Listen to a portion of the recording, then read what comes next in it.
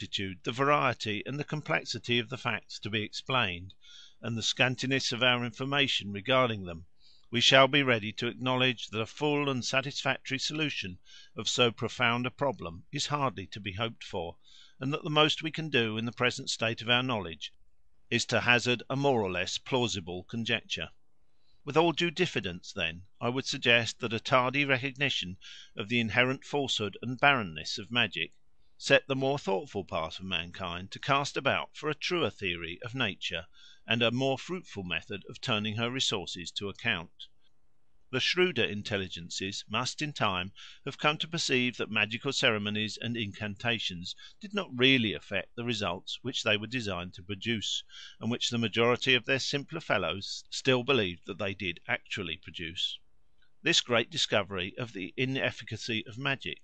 must have wrought a radical, though probably slow, revolution in the minds of those who had the sagacity to make it.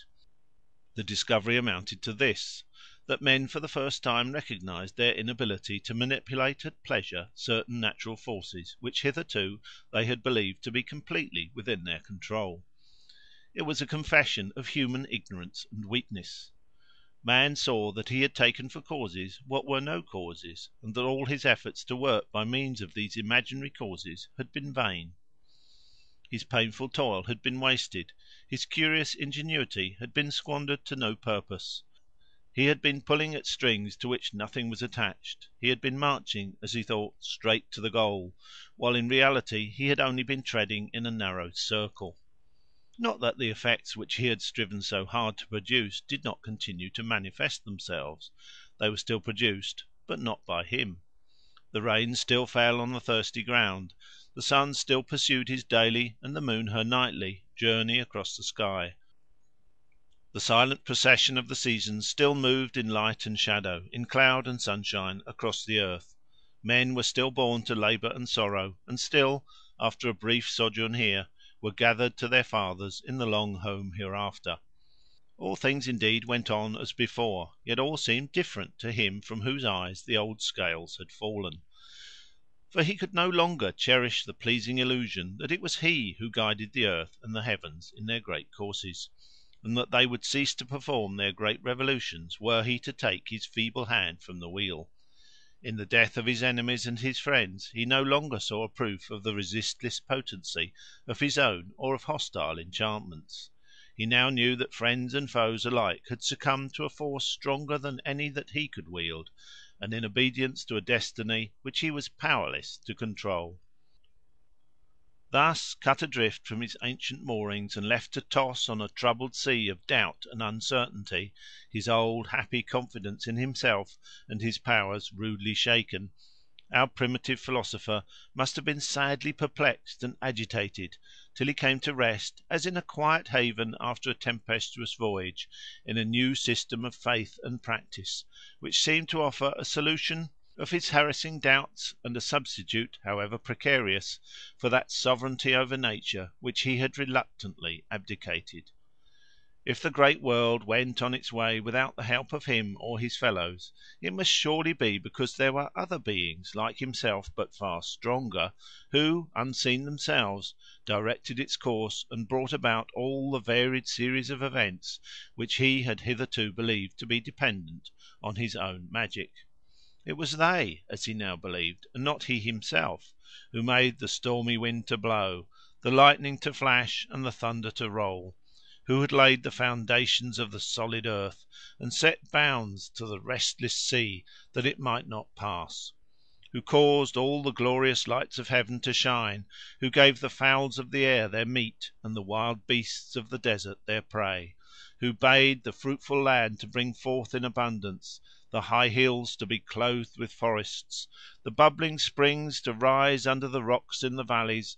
and green pastures to grow by still waters; who breathed into man's nostrils and made him live, or turned him to destruction by famine and pestilence and war. To these mighty beings, whose handiwork he traced in all the gorgeous and varied pageantry of nature, man now addressed himself, humbly confessing his dependence on their invisible power, and beseeching them of their mercy to furnish him with all good things, to defend him from the perils and dangers by which our mortal life is compassed about on every hand, and finally to bring his immortal spirit, freed from the burden of the body, to some happier world beyond the reach of pain and sorrow, where he might rest with them and with the spirits of good men in joy and felicity for ever. In this, or some such way as this, the deeper minds may be conceived to have made the great transition from magic to religion; but even in them the change can hardly ever have been sudden. Probably it proceeded very slowly, and required long ages for its more or less perfect accomplishment. For the recognition of man's powerlessness to influence the course of nature on a grand scale must have been gradual. He cannot have been shorn of the whole of his fancied dominion at a blow. Step by step he must have been driven back from his proud position; foot by foot he must have yielded, with a sigh, the ground which he had once viewed as his own. Now it would be the wind, now the rain, now the sunshine, now the thunder, that he confessed himself unable to wield at will; and as province after province of nature thus fell from his grasp, till what had once seemed a kingdom threatened to shrink into a prison, man must have been more and more profoundly impressed with the sense of his own helplessness, and the might of the invisible beings by whom he believed himself to be surrounded. Thus religion, beginning as a slight and partial acknowledgment of powers superior to man, tends with the growth of knowledge to deepen into a confession of man's entire and absolute dependence on the divine. His old free bearing is exchanged for an attitude of lowliest prostration before the mysterious powers of the unseen, and his highest virtue is to submit his will to theirs. In la sua volontade è nostra pace. But this deepening sense of religion, this more perfect submission to the divine will in all things, affects only those higher intelligences who have breadth of view enough to comprehend the vastness of the universe and the littleness of man. Small minds cannot grasp great ideas; to their narrow comprehension, their purblind vision, nothing seems really great and important but themselves. Such minds hardly rise into religion at all. They are, indeed, drilled by their betters into an outward conformity with its precepts and a verbal profession of its tenets; but at heart they cling to their old magical superstitions, which may be discountenanced and forbidden, but cannot be eradicated by religion, so long as they have their roots deep down into the mental framework and constitution of the great majority of mankind. The reader may well be tempted to ask, how was it that intelligent men did not sooner detect the fallacy of magic? How could they continue to cherish expectations that were invariably doomed to disappointment? With what heart persist in playing venerable antics that led to nothing, and mumbling solemn balderdash that remained without effect? Why cling to beliefs which were so flatly contradicted by experience? How dare to repeat experiments that had failed so often? The answer seems to be that the fallacy was far from easy to detect, the failure by no means obvious, since in many, perhaps in most, cases the desired event did actually follow, at a longer or shorter interval, the performance of the rite which was designed to bring it about.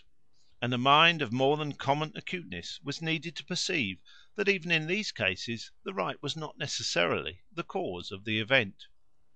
A ceremony intended to make the wind blow or the rain fall, or to work the death of an enemy, will always be followed, sooner or later, by the occurrence it is meant to bring to pass; and a primitive man may be excused for regarding the occurrence as a direct result of the ceremony, and the best possible proof of its efficacy. Similarly, rites observed in the morning to help the sun to rise, and in spring to wake the dreaming earth from her winter sleep, will invariably appear to be crowned with success, at least within the temperate zones; for in these regions the sun lights his golden lamp in the east every morning, and year by year the vernal earth decks herself afresh with a rich mantle of green. Hence the practical savage, with his conservative instincts, may well turn a deaf ear to the subtleties of the theoretical doubter,